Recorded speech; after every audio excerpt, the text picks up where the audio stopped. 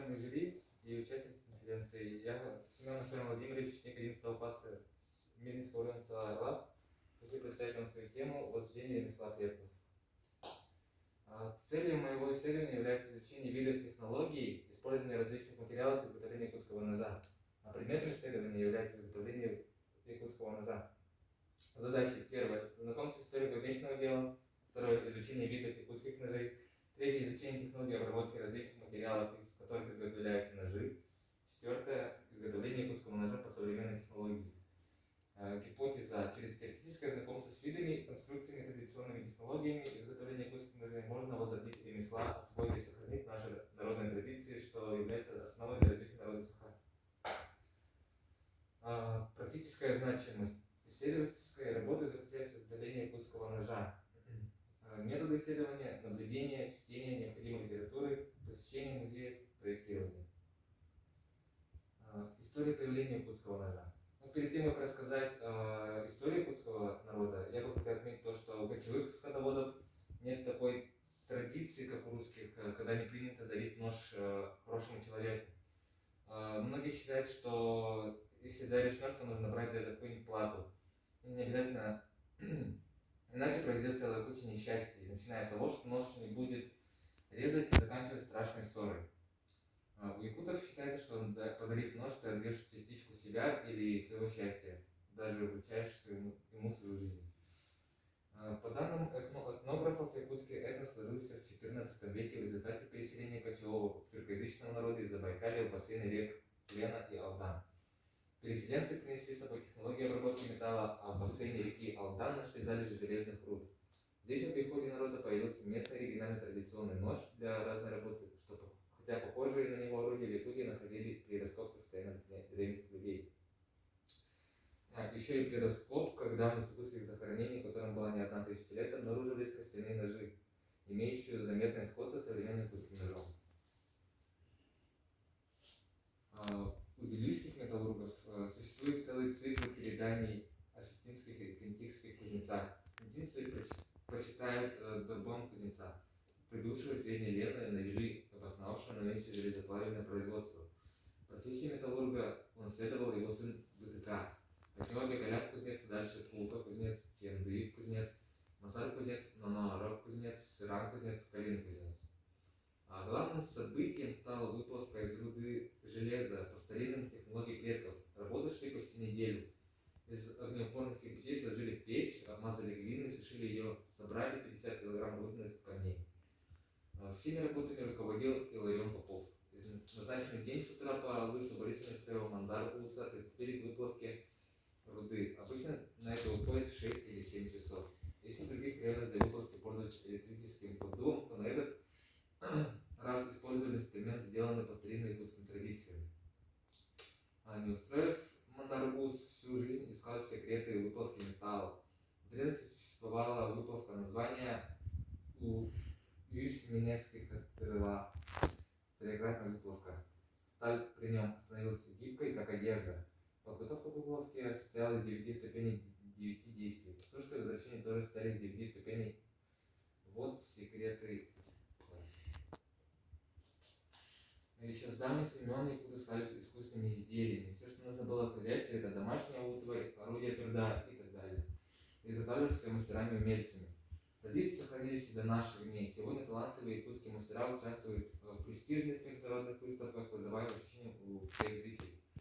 А в 90-х годах прошлого столетия молодежь начала возрождать ремесла предков, придавая им новое дыхание. Особенно это было характерно для Чурапчинского, Татинского, Усть-Алданского, Сунтарского, Вилюйского, Верхневилюйского, Горного и других улусов.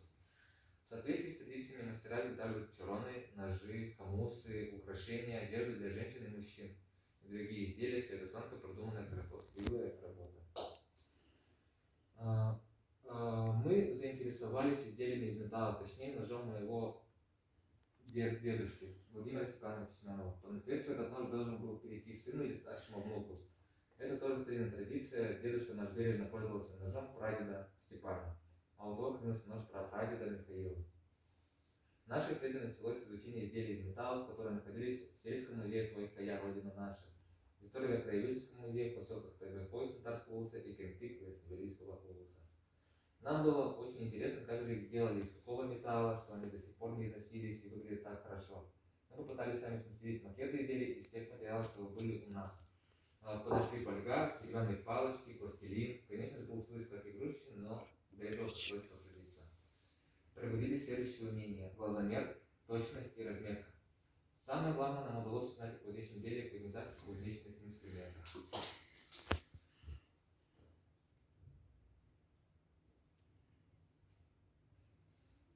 Отсутствие плотной связи с внешним технологическим развитым миром и невозможность познакомиться с мастерами и приемами и методами обработки железа заставило наших мастеров вариться в собственном соку. Кузнечное дело Якутов сдвинулось с мертвой точки только с приходом русских. Вот здесь начинается вырисовываться контуры будущего якутского ножа. Для народностей, которые живут в основном охотой, нож является первейшим орудием жизни. Старики охотники говорят, в тайге лучше остаться без оружия, чем без ножа. Хороший нож для саха – самый близкий верный путь. И поэтому якутские мастера по металлу и кузнецы испокон веков ставились искусством выплавки железа, потом плавили его, минуя чугунный процесс, изготовлением из стали орудий труда, охоты и войны. Нож саха является образцом, эталоном древнейших разновидностей таких изделий. Это доказано археологическими исследованиями. До сих пор якутский нож сохранил первоначальный внешний вид, геометрические параметры и размеры.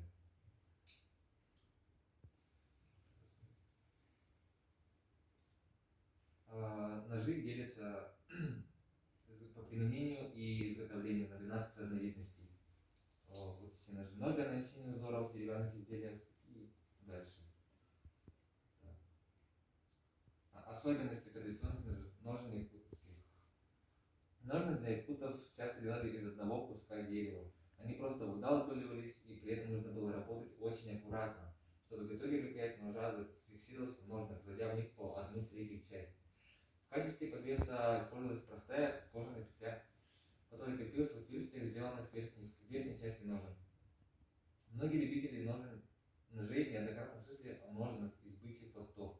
Технология традиционного изготовления сейчас практически утрачена, поэтому многие просто натягивают простую кожу на деревянный каркас. Дальше. Отличительной чертой якутского ножа является наличие выборки на лезвиях.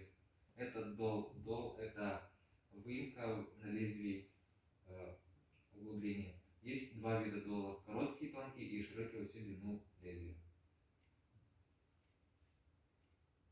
Мы опросили наших друзей, одноклассников, мальчиков, и вот вам диаграмма.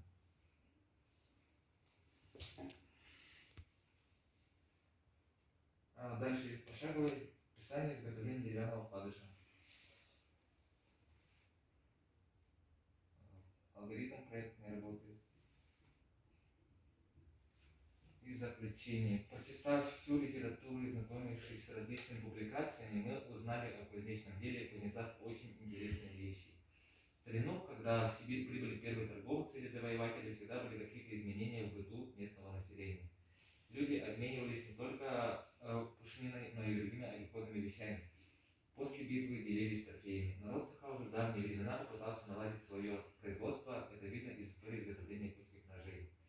Наши исследования предполагают использование данных технологий в кустарных или полукустарных условиях. В целом, при претворении в жизнь своего исследования пришли к следующим выводам. Якутский нож, наряду с такими знаковыми вещами, как камус, алмазы и романка, является визитной карточкой Якутии и ее национальным достоянием. Сохраняя традиционную технику изготовления якутских ножей в кузнечном искусстве, можно внести новые технологии в целях позиционирования якутских ножей. И также в заключение хотим отметить, что мы сохраняем идущие из глубин истории якутской земли традиции наших предков изготовления ножей, создали якутский нож, отвечающий требованиям современного образца.